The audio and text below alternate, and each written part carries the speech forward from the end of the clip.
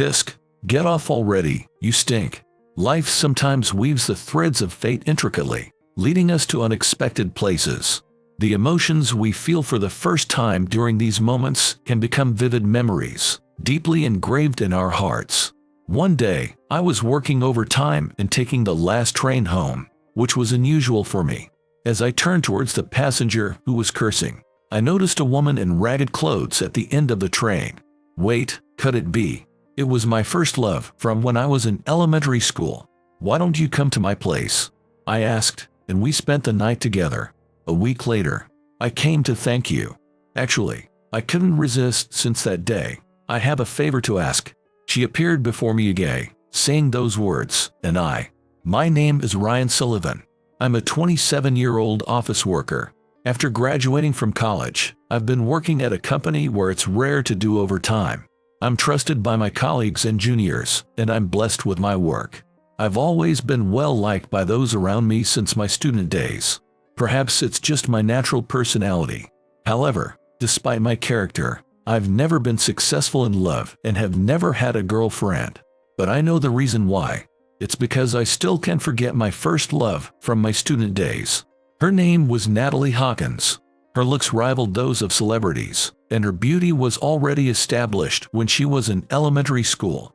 I'm sure every boy in our class, no, in our school, had a crush on her at some point. For elementary school boys, it's the age when they become more infatuated with the cute girls in their class than the models on TV or in magazines. Natalie's father was the head of the Hawkins Group. The Hawkins Group is a large business conglomerate involved in multiple industries both in the US and abroad. They have a wide range of business operations in finance, manufacturing, distribution, real estate, and more, achieving numerous great successes.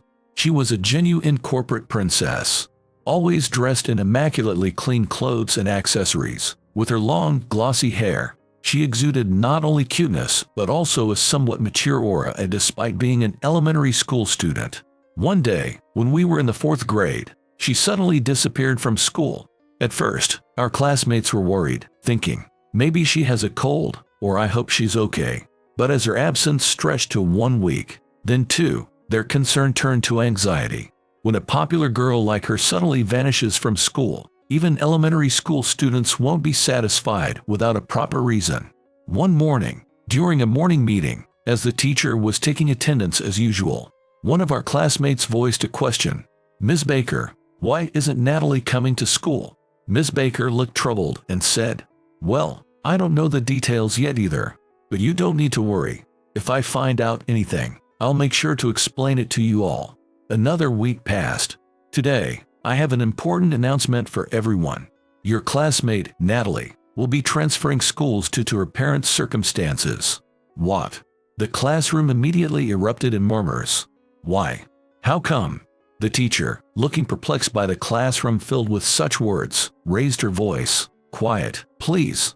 The teacher rarely spoke so loudly, so everyone was a bit surprised and had no choice but to reluctantly accept it without saying anything else. I hadn't seen Natalie since then, and I still don't know the reason for her transfer. Back then, she wasn't just beautiful. She also had a gentle and kind personality befitting her status. She was called an angel by those around her. However, for some reason, she had a cold attitude towards me alone. Even when I tried to talk to her, she would turn away or avoid me.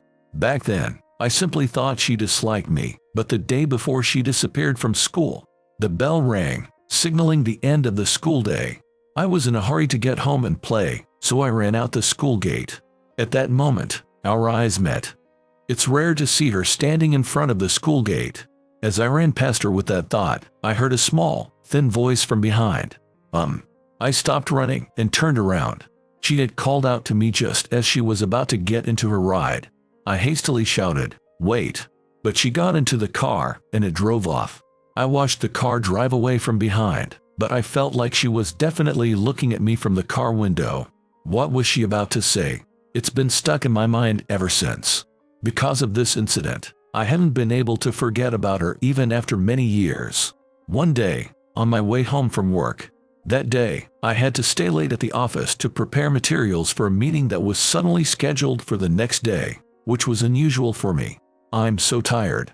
Finally done. It was right before the last train. I hurriedly ran to the station, and there were hardly any people on the platform at this different time than usual. I made it just in time. As I was panting heavily and drenched in sweat, the last train arrived. Gasp, gasp, I barely made it. The train doors opened with a whoosh, and I got on while catching my breath. But the moment I got on the train, I noticed something slightly off. Looking around the train car, it was unusually empty. Normally, when I leave work on time, it's right in the middle of the rush hour. It's packed with people returning from work or school, and the train is crowded. Because of that, I always have to stand and hold onto the strap for 5 stops. I can sit down. Lucky. Without thinking too deeply about it, I was about to sit down and rest my body tired from work when I heard a voice from somewhere saying, "Tisk, just get off already."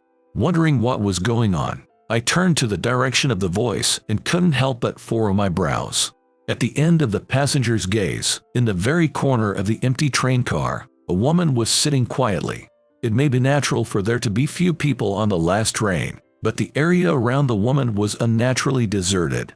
The woman was just looking down, making herself small. She had visibly messy hair, and her clothes were worn out. Looking closely, not only her clothes but also the only bag she was holding was stained and tattered in places. On top of that, a unique stench was wafting from her, making her stand out even more. What was this smell? Should I say it smelled like rotten tap water? It's hard to express in words, but I instinctively felt that she must be homeless or something. Homeless people rarely ride the train during busy hours. If they did, they would likely be stared at strangely by the other passengers, and perhaps they themselves are conscious of it. Thinking that she would probably dislike being stared at too much, I decided not to pay much attention and instead looked out the window at the nighttime scenery. A few people got on along the way, but the moment they saw her, they moved to a different car. And just as we passed the 3rd stop, the snide remarks from the surrounding passengers gradually escalated. 2 young men who had just gotten on the train started talking loudly while looking at the woman. "Hey, doesn't it stink?" "I know, right? It seriously stinks. Consider the inconvenience to others, will ya? Let's go over there." Saying that, they moved to another car. Their voices were loud, and their words could only be considered deliberate harassment. It was unpleasant even for the other passengers listening. Amidst that, the other passengers still in this car took it as an opportunity to move and followed suit, transferring to a different car. In the end, only the woman and I were left in this car. I dislike the blatant attitude of the other passengers and don't want to take extreme actions based on prejudice. As I continued to gaze outside, perhaps the woman couldn't take it anymore. She stood up to get off at the 4th stop. When I looked at her again, for some reason, I couldn't take my eyes off her. Before I knew it, I had naturally stood up, feeling compelled, and at that moment, our eyes met. She hurriedly looked away and quickly got off the train. I also hastily averted my gaze, but I couldn't help but be curious about her. As if chasing after her, I got off at the station before my stop, even though it wasn't my destination. "She looks familiar." "No, maybe it's just my imagination." The woman walked unsteadily.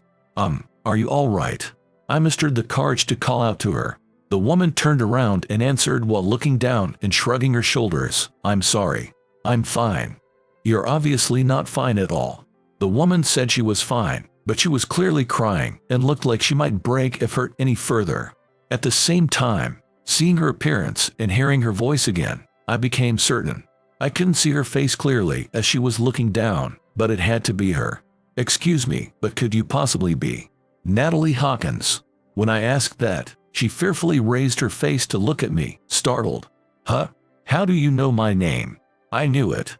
Her height and build were slightly different from back then, but the remnants of the beautiful girl, who was even called an angel by those around her in elementary school, remained unchanged. This woman was undoubtedly Natalie Hawkins. My heart suddenly started pounding. "I'm sorry. I'm not a suspicious person or anything. How should I put this? That's right. I'm Ryan. Ryan Sullivan, your classmate from the same elementary school." I had called out to her, but my heart was racing, and I didn't know what to say, unusually becoming tongue-tied. "Do you remember?" When there was no response, I hurriedly added that. Then, the woman who had an expression that looked like she might break at any moment earlier suddenly looked surprised and said in a small voice, "I remember, Ryan Sullivan," while looking at my face. There were faint traces of tears on her face, but a smile spilled forth. I was honestly surprised by her response. Back in elementary school, she had a cold attitude towards me. Whatever the case, I was genuinely happy that she remembered me. "I'm sorry. Please don't look at me too much. But it's embarrassing. I must seem like a completely different person from before." Muttering that, she covered her face with her hands and looked down. It was already near the end of December, and it had started snowing recently. Amidst that, she was wearing a single thin, worn-out long-sleeved t-shirt. Tears were welling up in her eyes again. She must be cold. She must have gone through a lot. Judging from her appearance, there must be some significant reason why she ended up like this. She, who was once a corporate princess, now looked like a homeless person. It would be strange if nothing had happened. Even if she told me not to look, there was no way I could just leave her like this. Even if she disliked me. "Since it's been a while, and my place is right nearby, want to come over for a bit?" When I said that to her, she seemed confused by my sudden proposal. Seeing that, I finally regretted making such a bold statement, which was unlike me. I hurriedly added to avoid any misunderstanding, "I don't mean anything shady. Just, it's been a while, and I wanted to talk with you properly." Then she smiled slightly and said, "Thank you." I felt relieved for the time being by her response. Since I got off one stop before my station, it would probably take about 30 minutes to get home. We walked side by side towards my place. I didn't know what to talk about, and perhaps she felt the same way.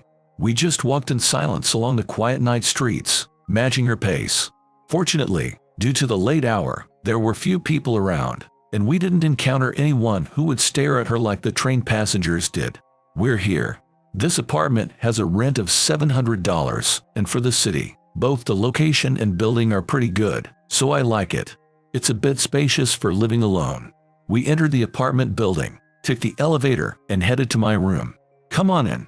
Sorry, I made you walk quite a bit." She stopped in front of the door after I unlocked it. "It's cold outside, so come in." Saying that, I guided her into the room. "You must be cold. Want to take a bath for now? I'll get it ready, so wait a bit." As I was heating up the bath water and preparing a towel to give her, she had an uncomfortable expression. I regretted my words again. "Sorry, I don't mean anything weird. I just thought you might want to take a bath."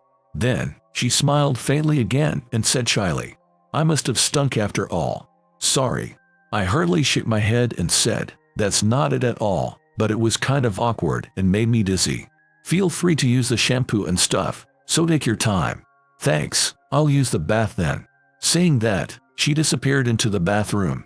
After making sure she closed the bathroom door, I took stock of the situation again.